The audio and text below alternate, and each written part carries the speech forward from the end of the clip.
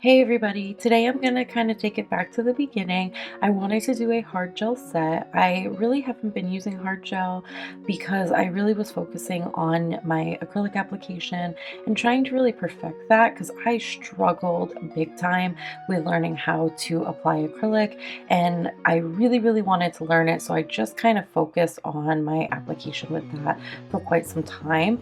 But when I first started doing nails, hard gel was my go-to. I really kind of alternated between polygel, which I quickly learned that I was not a big fan of, and then I started with like builders in a bottle, and then I eventually moved to traditional hard gels. So that is what I'm going to be using today. I'm just removing my previous set, which was just some gel polish over a rubber base gel.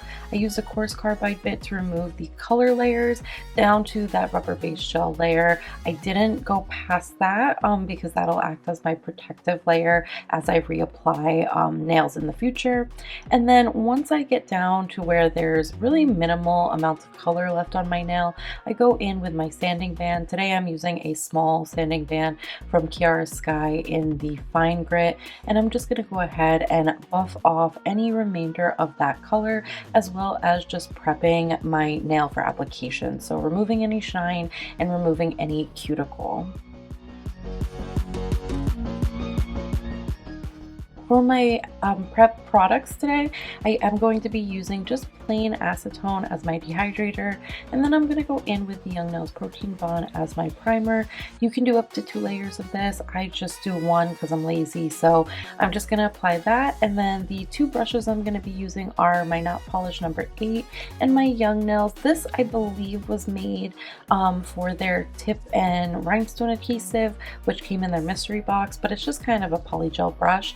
And then I'm going to be using my DCH Clear Acrylic, my Young Nails Concealer Blush, and my Young Nails Base Gel in Clear. And as I go through, I am going to be using forms. I'm just kind of cutting and kind of just customizing my form to fit my nail.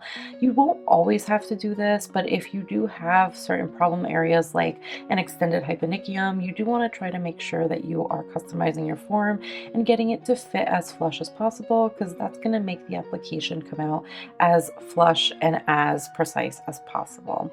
Now, once my form is placed, I personally like to use acrylic to attach my free edge or my natural nail edge to the form.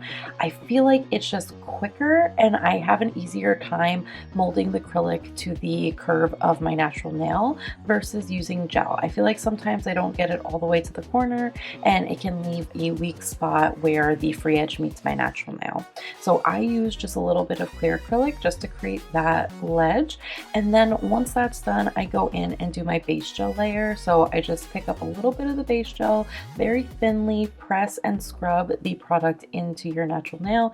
This is going to be kind of the glue between your thicker and more building hard gel layer and then your natural nail. So definitely don't forget this step. Once I cure that, I am going in with that concealer blush and I'm just going to be building out my nails.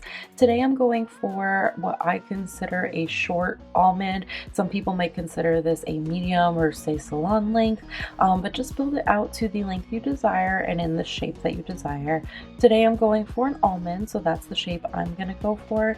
And I love hard gel because as I build my shape, I don't have to worry about getting it perfect right out the gate. As you can see here, I'm kind of cleaning around the edges and just really perfecting the shape while the product is uncured on the form, because it'll allow me to manipulate it before I go in the light. And once you have it where you want it, go ahead and cure it for about 30 seconds and then you can go ahead and start building up the product. So I'm starting at my cuticle now. Since these are on the shorter side, I don't have to do too much in the apex area, so I'm just starting from my cuticle and just building out, going in little circular motions.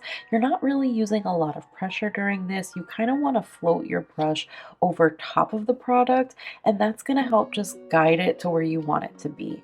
Now, one key thing to note with hard gel is it files like butter.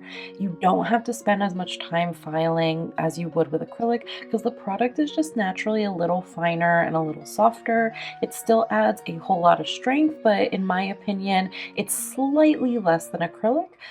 So it just makes the finishing and filing process a lot easier. So in my opinion, if you are somebody who hates the filing process, you may actually like gel because it's going to help make it quicker since it's not as thick of a product. But again, it's just preference, and different applications go best with different types of designs. So just find what works for you. But this is the way that I normally do it when I am doing hard gel, at least as of late. This is the method I like to do, kind of a hybrid between an acrylic and a gel nail, but primarily using the hard gel. You do want to make sure that you're not forgetting steps like the base gel because those are really critical to the hard gel adhering properly. But you can use gel to build out your free edge. You don't need to do acrylic like I do. Again, it's just a preference thing.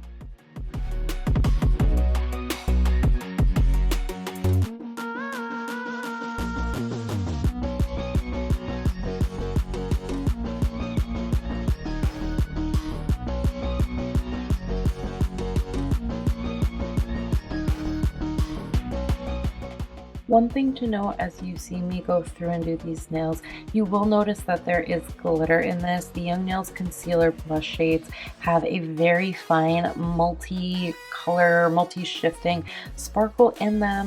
For traditional glitter products, glitter gels, glitter acrylics, I generally recommend that you encapsulate them. The glitter in this particular gel is so fine that it's really not necessary to go and encapsulate it because you're not going to notice little scratches or areas where the glitter is going to look almost like chunked out from filing. If you're using a product that has a thicker glitter though, that typically will show signs of filing if you go ahead and just file over top without encapsulating. So depending on what product you use, you do have to just keep that in mind. If you have chunkier particles, glitters, mylars, whatever in it, you do typically want to make sure that you're applying that thinly so that you can go ahead and apply a clear layer over top to just encapsulate and protect it from filing it out. So just so you know, that's why I'm not going in and encapsulating this, even though there is glitter, is I didn't feel it was super necessary with this particular product.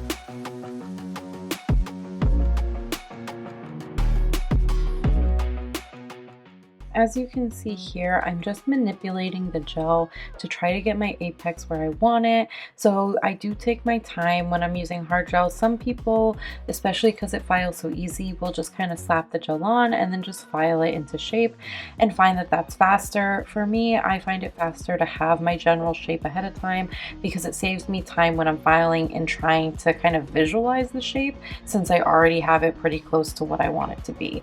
So just so you know, that's kind of how I do it, but you can go ahead and just apply it a little more messily, I guess, without getting it on the skin, and that will still get you a nice finish at the end if you're willing to spend more time on the filing. So just figure out your methods and what works for you.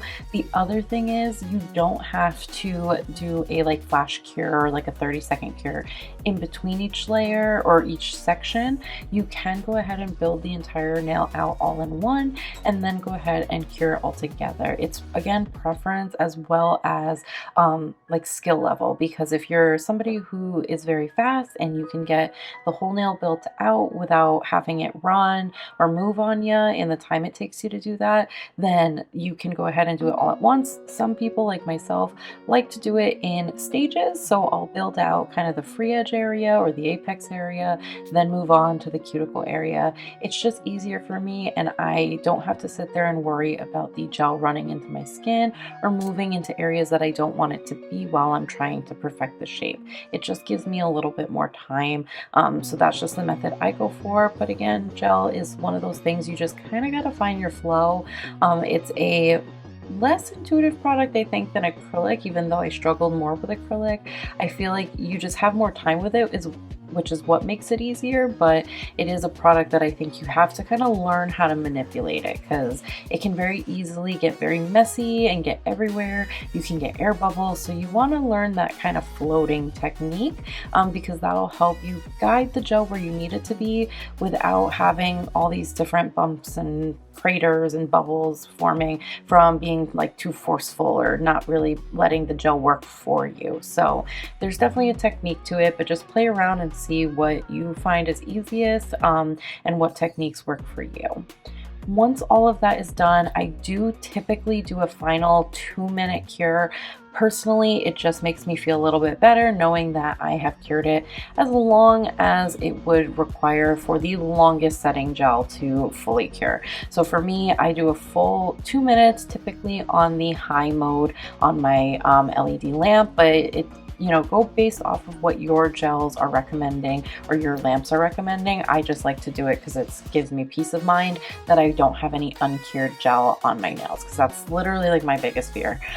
So once you have all of that, I do go ahead and I file down the nails. I typically use a fine grit or a medium grit sanding band. Since this is hard gel and it files so easy, I am using a fine grit, and oops, sorry, not a sanding band, a carbide bit, just to kind of smooth out the nail and get rid of any bumps or bulk, and really start refining that shape. And then once I have it pretty close to where I want it to be, I go in with a hand file and really refine and perfect it using roundabouts a 150 grit. Now for these nails, I'm going to kind of keep them simple. I want that glitter to kind of shine through, but the focus I wanted to do today was kind of adding in that like glazed donut chrome effect, but today I'm gonna go for a pink. So I'm using just a random like mermaid hollow or mermaid chrome powder that I got off of Amazon, and I'm using my V Beauty Pure Chrome Bond. I'm applying the chrome bond to the entire nail. I'm curing for 30 seconds, and then I'm using, this is just a like cleaning glove, and I'm using that to just kind of keep a barrier between my skin and the powder, and the like cured gel that I'm touching. And so I just rub this all over the nail, making sure that it's even, and then I use a fluffy brush to dust off any excess. Once that's done, I just top coat like normal, but I go ahead and finish off all the nails before top coating. It's not going to go anywhere as long as you don't wet your hands. The chrome is pretty much there to stay until you go ahead and top coat.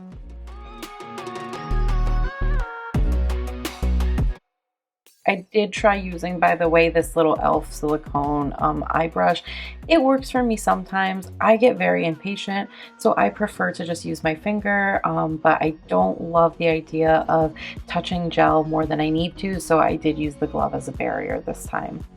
And for my top coat, I'm using my Not Polished Gloss. It's one of my faves, and I'm just going to go ahead and top coat all of the nails to make sure that that chrome isn't going anywhere. And you'll still see that Cover Blush color through the chrome, so it'll kind of look like little stars kind of dancing behind the chrome. So it's very pretty. I love the effect that this gives.